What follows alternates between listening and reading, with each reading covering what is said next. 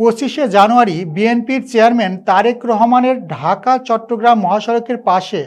কাশপুর বালুর মাঠে পথসভাকে সফল করতে নারায়ণগঞ্জ ৩ আসনের বিএনপি মনোনীত প্রার্থী আজহারুল ইসলাম মান্নানের নির্দেশক্রমে জামপুর ইউনিয়ন ২ নং ওয়ার্ড বিএনপি ও সহযোগী সংগঠনের উদ্যোগে প্রস্তুতি সভা অনুষ্ঠিত হয়েছে।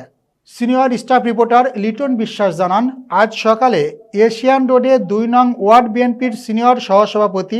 আওলাদ হোসেনের সভাপতিত্বে ওয়ার্ড যুবদলের সদস্য সচিব শহীদুল ইসলাম ও জাহিদ হাসানের সঞ্চালনায় প্রধান অতিথি ছিলেন থানা বিএনপির সাধারণ সম্পাদক মোশাররফ হোসেন। প্রধান মেহমান ছিলেন থানা যুবদলের সিনিয়র যুগ্ম আহ্বায়ক আশরাফ ভূঁইয়া।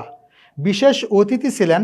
পৌরসভা বিএনপির সভাপতি শাহজাহান মেম্বার, থানা জাসাসের সভাপতি আমির হোসেন, ইউনিয়ন বিএনপির যুগ্ম সম্পাদক রফিকুল ইসলাম সরকার, ইব্রাহিম মেম্বার, শাহিন শিকদার, সাংগঠনিক সম্পাদক ইব্রাহিম ওয়াসিম, দপ্তর সম্পাদক আল আমিন, শামসুল আলম, আবু মুসা, এনামুল হক হান্নান,